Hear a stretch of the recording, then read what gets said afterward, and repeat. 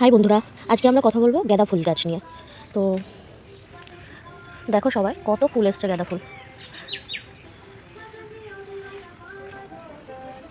তো যেটা বলছিলাম, এই ফুলের জন্য কোনো সেই রকম যত্ন খুব একটা না নিলেও চলে। এমনিতেই দেখুন ফুলগুলো আমি খুব একটা যত্ন করি না, তাও ফুলগুলো দেখুন কত সুন্দর হয়েছে প্রত্যেকটা ফুল। শুধুমাত্র যেটা করতে হবে, যেটা বলি, এই ফুলটা শুকিয়ে গেলে এই যে ফুলটা শুকিয়ে যাওয়ার পর এইটা ছড়িয়ে দিলেই, এই জিনিসটা ছড়িয়ে দিলেই গাছ হয়ে যায়। এখানে আমি অনেক চারা গাছ বানিয়েছি, তো খুব কম দিনের মধ্যেই, খুব 7 দিন 10 দিনের মধ্যেই গাছটা খুব সুন্দর হয়েও যায়। তো দেখিয়ে দিচ্ছি চারা গাছ আমার এখানে অনেক। আমি ফুল পুজো দেওয়ার পরে যে ফুলগুলো, বাসি ফুলগুলো আর কি, সেগুলো আমি এই পেঁপে গাছের গোড়ায় ছড়িয়ে দিই, যেখান থেকে দেখুন কত চারা গাছ বেরিয়েছে। তো এখান থেকে যেগুলো বড় চারা গাছ হয়ে গেছিলো, গাছটা আর কি বড় হয়ে গেছিলো, সেটা আমি আবার এখানে লাগিয়ে দিয়েছিলাম। তো সেখান থেকেও দেখুন ফুল কুড়ি কত সুন্দর গাছটা হয়েছে।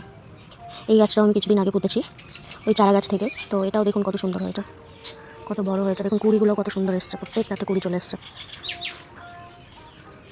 কালকেই আমি এই গাছগুলো এখানে পুঁতেছি, কত সুন্দর দেখুন চারা গাছগুলো বেরিয়েছে। তো এটার জন্য খুব একটা যত্ন করার দরকার হয় না। যেটা বলছিলাম, এই গাছগুলো আমার আগের বছরের গাছ, আগের বছর গরমের সময় লাগানো। তো গাছগুলো দেখুন এখনও পর্যন্ত কত সুন্দর তাজা আছে। গাছের গোড়াগুলোতে যে মাটি দেখতে পাচ্ছ, মাটিগুলো কিন্তু মরাম মাটি বলে, সেই মাটিগুলো। তো এই মরাম মাটির মধ্যেও কত সুন্দর গাছগুলো বেড়েছে দেখুন, দেখেই বুঝতে পারছেন মাটিটা। তো মাটিতে লাগালে এটাই সুবিধা, টবে অনেক যত্ন করতে হয়, কিন্তু মাটিতে সেই রকম খুব একটা যত্ন না করলেও গাছগুলো খুব সুন্দরভাবেই বাড়ে। তো যেটা করতে হবে আর কি, খুব ভালো ফুল এইরকম পেতে গেলে, তাজা ফুল গাছ পেতে গেলে গরমকালে একটু খাবার তো গাছের গোড়ায় দিতেই হবে। যদি একটু খাবার ছাড়াও হবে, কিন্তু খাবার দিলে খুব সুন্দর তাজা এরকম ফুলগুলো পাবেন। পুজোর জন্য আপনাকে আর ফুল কিনে পুজো করতে হবে না। তো এই জন্য কী করতে হবে, গোড়াটা মাঝে মধ্যে এই খুঁড়ে দিতে হবে একটু।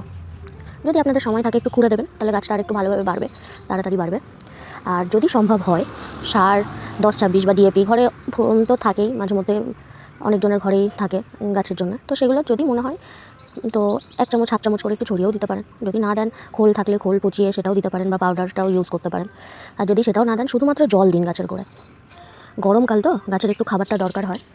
তো গাছ খাবার মাটি থেকে নিয়ে নেবে, কিন্তু জলটা দিতে হবে। জল দিয়ে মাঝে মধ্যে গাছটাকে একটু সকালে পারলে দুবেলা, গরমের দিনে গাছের মাটিগুলো খুব তাড়াতাড়ি শুকিয়ে যায়, তো পারলে দুবেলা জল দিন, গাছটাকে একটু স্নান করিয়ে দিন, তাহলে গাছের পাতাগুলো এরকমই তাজা থাকবে, নিতিয়ে পড়ে যাবেন আর কি। আমি খুব একটা যত্ন করি না, মাঝে মধ্যে সার দিলে দিই, না তো জলই দেওয়া হয়, এটাই। তো আজকে এই পর্যন্তই, এরপরে জারবেরা নিয়ে আলোচনা করা হবে। আপনাদের ভালো লাগলে ভিডিওটা শেয়ার করবেন, কমেন্ট করবেন। যদি আরও কিছু জানতে ইচ্ছা করে তাহলে আপনারা কমেন্ট বক্সে কমেন্ট করতে পারেন, আর শেয়ার করে দেবেন যদি ভালো লাগে, লাইক করবেন একটা। Thank you.